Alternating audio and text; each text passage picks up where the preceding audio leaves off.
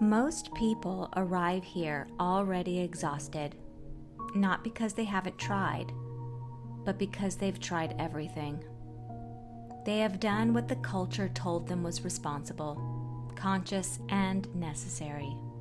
They have examined their childhoods, tracked their emotions, named their triggers, softened their reactions, and learned how to speak about pain in a way that sounds evolved. They have invested time, money, and faith into systems that promised resolution, clarity, or peace, and yet something fundamental has not moved. Life still feels resistant. Effort does not compound. Relief never stabilizes. Momentum collapses just as it begins to build. This exhaustion is not the result of failure or insufficient commitment. It is the result of misdiagnosis. When the wrong problem is named, the correct effort becomes wasted motion.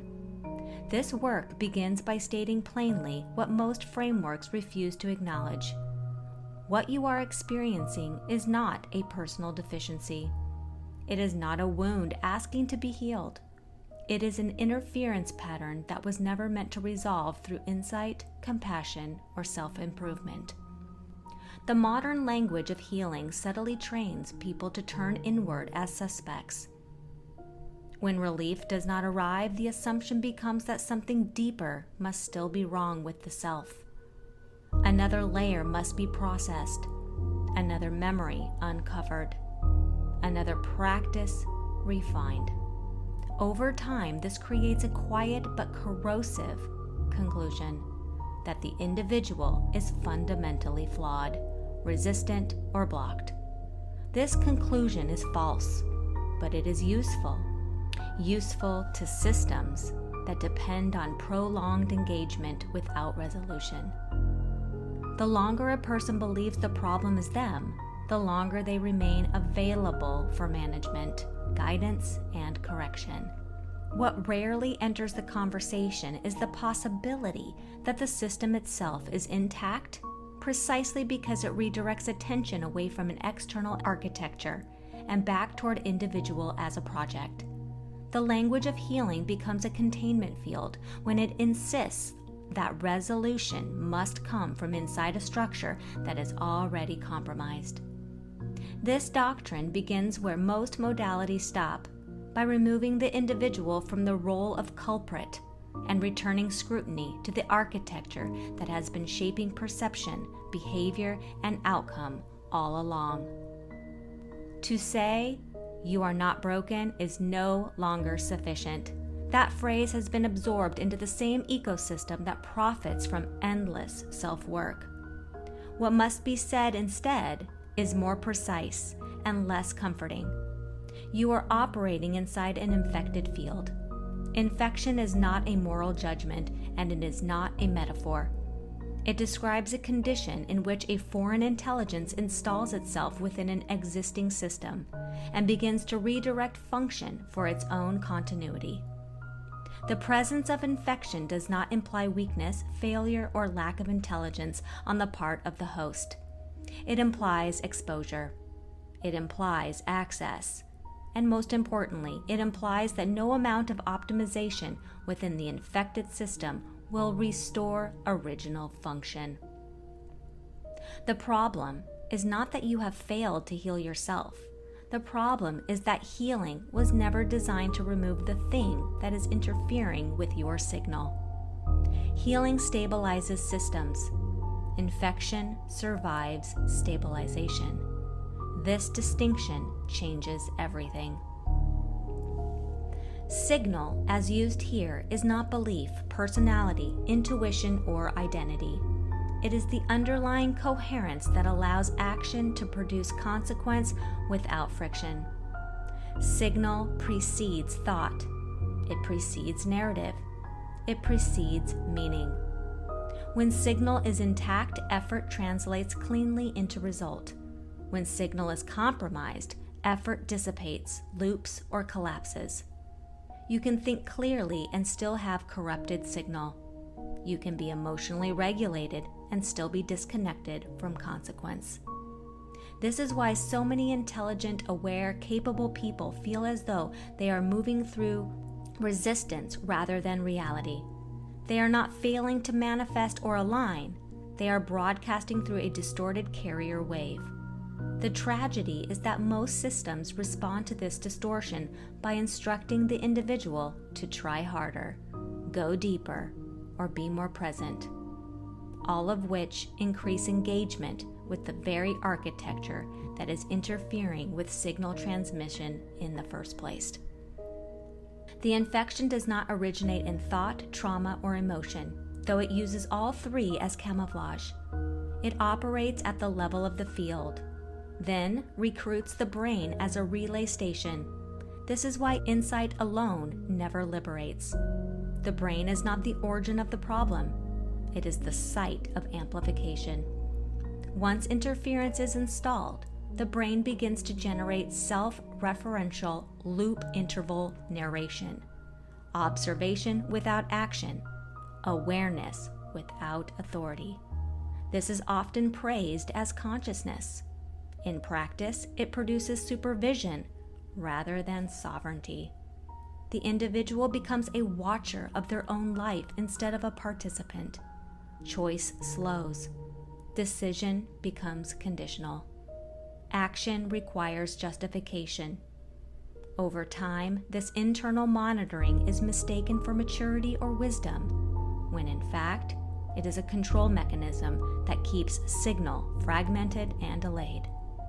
An infected system favors reflection over movement because reflection does not threaten the architecture that feeds on postponement. One of the parasite's most effective strategies is mimicry. It does not announce itself as foreign. It adopts the language of care, growth, and responsibility. It speaks in your voice. It presents itself as prudence, self-awareness, or discernment. It warns you not to rush. It advises patience. It frames hesitation as wisdom and delay as integration. This is why people often feel they are doing the right thing, while their lives quietly constrict. The parasite does not want to collapse. It wants continuity. It wants the system functional enough to persist, but never free enough to exit. It does not require suffering. It requires participation. And participation is easiest to secure when the individual believes they are improving, evolving, or healing.